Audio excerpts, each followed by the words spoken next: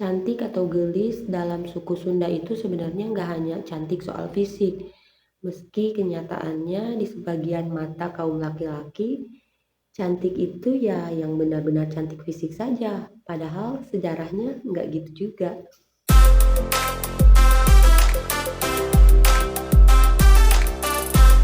Perempuan Sunda sering mendapat stereotip gelis atau cantik. Berikut adalah 4 alasan yang mungkin menjelaskan mengapa perempuan Sunda dikenal cantik. Poin terakhir sebetulnya adalah awal dari 4 konsep yang paling inti. So, jangan nonton setengah-setengah biar paham. 1. Faktor genetika. Seperti yang telah banyak diutarakan, orang Sunda memiliki campuran gen dari berbagai kelompok etnis di Nusantara dan luar, seperti Austronesia yang cenderung memiliki fitur wajah halus, kulit cerah, dan rambut hitam lurus atau bergelombang. Ciri khas perempuan Sunda sering digambarkan dengan wajah oval atau bulat, hidung mancung atau sedang, mata berbinar, dan kulit bersih yang dianggap sebagai standar kecantikan klasik di Indonesia. 2. Pengaruh lingkungan dan pola makan. Wilayah Sunda dikenal subur dengan alam yang asri, udara relatif sejuk, serta sumber air bersih melimpah. Konon ini berkontribusi terhadap kesehatan kulit dan tubuh yang segar.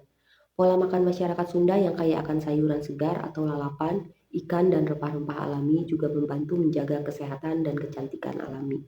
3. Sikap dan pembawaan. Yang menambah pesona kecantikan tidak hanya soal fisik, tetapi juga sikap. Perempuan Sunda sering digambarkan memiliki sikap lembut, ramah, dan ceria yang membuat mereka terlihat lebih menarik. Dalam budaya Sunda, perempuan diajarkan untuk bersikap lemah lembut, penuh senyum, dan sopan santun yang menambah daya tarik mereka. 4. Ini merupakan poin penting. Dalam budaya Sunda kuno, perempuan memiliki tempat yang sangat tinggi dan dihormati. 1. Konsep Sunan Ambu. Konsep Sunan Ambu dalam kepercayaan Sunda Wiwitan, dalam mitos tradisional budaya Sunda lama, perempuan yang sangat kuat terlekat dalam sosok Sunan Ambu. Sosok ini memiliki peran sentral dengan memasuki wilayah-wilayah kritis dalam setiap peristiwa kehidupan yang dialami manusia di bumi. Sunan Ambu adalah simbol Dewi Pemelihara, Dewi Penolong. Ia merupakan simbol spiritualitas tertinggi yang melambangkan dunia atas atau langit, sedangkan laki-laki melambangkan dunia bawah atau bumi. Dalam kosmologi Sunda kuno, perempuan dianggap sebagai sumber kehidupan, penjaga keseimbangan alam, dan perantara antara manusia dengan Sang Hyang. Beberapa penelitian menunjukkan bahwa masyarakat Sunda kuno lebih cenderung matrifokal, di mana perempuan memiliki peran penting dalam keluarga dan adat. Misalnya, dalam beberapa komunitas adat seperti Baduy, perempuan memiliki otoritas dalam urusan rumah tangga dan warisan. Perempuan sering dikaitkan dengan kesuburan dan keseimbangan alam. Dalam kepercayaan Sunda Wiwitan, alam semesta harus dijaga keseimbangannya, dan perempuan seringkali dianggap sebagai penjaga nilai-nilai kesucian dan harmoni. Dalam naskah Sunda kuno dan cerita rakyat, tokoh-tokoh perempuan juga sering digambarkan sebagai pemimpin yang bijaksana seperti Ratu Sima, Nyi Pohaci, atau Dewi Kadita. Ini menunjukkan bahwa perempuan tidak hanya dihormati sebagai ibu, tetapi juga sebagai pemimpin yang dihormati. Jadi dalam budaya Sunda kuno, perempuan tidak hanya cantik dan dihormati sebagai ibu yang melahirkan, tetapi juga sebagai penjaga kehidupan, keseimbangan, dan kebijaksanaan. Itulah sebabnya mereka menempati posisi yang tinggi dalam kepercayaan dan tradisi. Di Sunda juga ada peribahasa seperti munjung lain ka gunung, muja lain ka sagara, tapi munjung kudu ka indung, muja kudu ka bapa. Mari kita pecahkan artinya. Munjung lain ka gunung, muja lain ka sagara. Artinya dalam mencari berkah atau restu, kita tidak harus meminta kepada hal-hal yang jauh atau kekuatan alam seperti gunung dan lautan. Tapi munjung kudu ka indung, muja kudu ka bapa. Artinya, jika ingin mendapat berkah dan restu, kita harus menghormati dan berbakti kepada orang tua, terutama ibu. Sosok perempuan pada sanubari orang Sunda mempunyai makna lebih dalam lagi. Pengertiannya tidak sekedar dan terbatas pada makna seorang perempuan yang melahirkan anak-anaknya. Lebih dari itu, sosok indung atau perempuan telah menjadi simbol tertinggi dalam mitologi Sunda dan sekurang-kurangnya mempunyai kedudukan terhormat dalam strata sosial masyarakatnya. Dalam pandangan luas, kita juga mengenal Ibu Pertiwi dan Ibu Kota. Tidak ada Bapak Pertiwi atau Bapak Kota. Masih banyak peribahasa Sunda yang mengagungkan perempuan, seperti indung hukum bapak dari gama atau ngindung ka waktu mi bapa ka zaman. Penyimpanan atau penyebutan kata indung sebelum bapa bukanlah sebuah kebetulan, tetapi didasari oleh adanya pandangan-pandangan yang lebih menghargai indung atau perempuan ketimbang laki-laki. Seolah-olah perempuan menjadi pusat aktivitas atau pusat dunia. Oleh karenanya mudah dimengerti bila pada sebagian masyarakat tradisional, perempuan menjadi pusat pemujaan atau puncak tertinggi dari kekuasaan. Keberadaan Sunan Ambu digambarkan sebagai perempuan yang berkedudukan tinggi di alam kahyangan. 2. Nyai Sri Pohaci atau Dewi Padi. Tokoh perempuan lain yang dianggap penting dalam mitologi Sunda adalah Dewi Sri. Nama Dewi Sri dalam hasanah kepercayaan Sunda memiliki nama lain, adalah Nyai Pohaci, Sang Hyang Sri atau Nyai Dangdayang Tresnawati. Kedudukan Dewi Sri atau Nyai Pohaci dan Sunan Ambu memiliki tempat yang sama, sebagaimana dalam mitologi orang Kanekes. Dalam semesta ini ada 3 tingkatan alam. 1. Buana Nyuncung, tempat bersemayam Sang Hyang Kersa yang letaknya paling atas. 2. Buana Panca Tengah, tempat manusia dan makhluk lainnya berdiam, dan yang paling bawah yaitu Buana Larang, yaitu neraka. Antara Buana Nyuncung dan Buana Panca Tengah terdapat 18 lapisan alam yang tersusun dari atas ke bawah. Lapisan teratas bernama Bumi Suci Alam Padang atau menurut Kropak 630 bernama Alam Kahyangan atau Mandala Hyang. Lapisan alam tersebutlah merupakan tempat tinggal Nyi Pohaci, Sang Hyang Asri, dan Sunan Ambu. Masyarakat Sunda yang secara geografis dan demografis penduduk di masa silamnya bermata pencaharian petani menempatkan sosok Dewi Sri pada tempat yang utama. Dan dalam berbagai aspek kehidupan, terutama hal-hal yang berhubungan dengan dunia pertanian, Dewi Sri menjadi pusat tujuan pemujaan.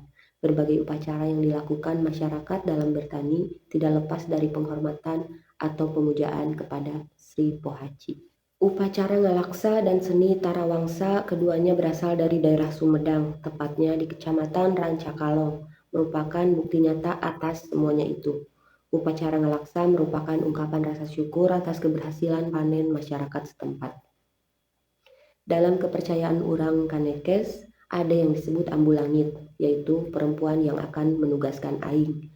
Aing itu atau aku yang masih dalam kandungan atau di dalam rahim ibu, untuk turun ke alam dunia. Oleh Ambu Langit, si Aing itu atau si aku itu diserahkan kepada Ambu Tengah yang bernama Nyi Randakasih. Dari Ambu Tengah kemudian turun lagi ke Ambu Bumi yang bernama Ambu Dayang Wirati. Di sini si Aing atau si aku itu berkenalan dengan Ambu Dayang Wirati dan menerima cinta berahi. Maka dengan perantaraan cinta berahi dan kasih mesra seorang ibu dan seorang ayah yang disebut Indung Simbarang Kandung dan Bapa Simbarang Jadikeun, si Aing bersemayam di dalam perut Indung Simbarang Kandung. Sesudah 9 bulan, si Aing berbicara kepada Ambu untuk memohon izin mengembara di Buana Panca Tengah. Di dalam perut indung si barang kandung yang artinya bunda di dunia, maka si Aing bertapa untuk melengkapi segala alat tubuh agar dapat menyesuaikan diri dengan keadaan dan isi di Buana Panca Tengah. Perempuan adalah lambang kehidupan, lambang kesuburan, lambang ketentraman. Hal ini menegaskan pula bahwa puncak spiritualitas itu tidak melulu dicapai melalui pembacaan ayat-ayat Tuhan secara harfiah, melainkan juga dengan penyebaran dan penerapan pesan-pesan ilahiyah melalui praktik kemanusiaan seperti seorang perempuan atau seorang ibu yang selalu memberikan upaya-upaya terbaiknya bagi terbentuknya insan kamil. Seorang perempuan diyakini memiliki daya hidup lebih tinggi daripada laki-laki. Di tengah konflik sosial, kemiskinan, dan kesulitan lain dalam menghadapi kelangsungan hidup, tak pelak indung dan anak-anak adalah korban yang paling rentan. Akan tetapi dalam kondisi demikian, mereka mampu bertahan dan bangkit dari keterpurukan dan ketidakpastian. Naluri alamiah untuk menjaga dan melindungi anak-anak membuat mereka mampu mengalahkan segala sakit dan derita.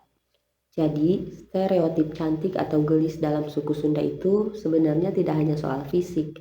Meski pada kenyataannya di sebagian mata kaum lelaki, cantik itu ya yang benar-benar cantik fisik saja. Padahal sejarahnya nggak gitu juga. Itu juga mungkin sebabnya saat ini banyak perempuan Sunda yang mulai mengikuti budaya asing, termasuk tren operasi wajah dan prosedur kecantikan modern.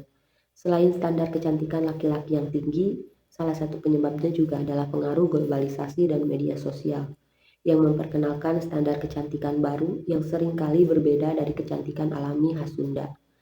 Ditambah dengan mudahnya akses ke internet, perempuan Sunda semakin terpapar dengan tren kecantikan dari Korea atau Barat dan negara lain yang sering menampilkan wajah dengan bentuk tertentu seperti hidung lebih mancung, dagu lancip, dan kulit sangat cerah. Selain itu, tekanan sosial dan ekspektasi terhadap penampilan juga berperan besar. Di era digital ini, banyak orang merasa perlu tampil sempurna di media sosial, yang mendorong mereka untuk melakukan berbagai prosedur kecantikan demi mencapai standar yang dianggap ideal. Mengembalikan perempuan Sunda kepada keaslian budaya leluhurnya bukan berarti menolak perubahan, tetapi lebih kepada menjaga keseimbangan antara modernitas dan warisan budaya. Dengan memahami dan menghidupkan kembali nilai-nilai kesundaan seperti kelembutan sikap, kesopanan, dan kecantikan alami, perempuan Sunda dapat tetap bersinar tanpa harus kehilangan jati dirinya. Kecantikan sejati bukan hanya tentang tampilan fisik, tetapi juga tentang bagaimana seseorang membawa diri dengan anggun dan penuh kehormatan sebagaimana yang telah diajarkan leluhur kita.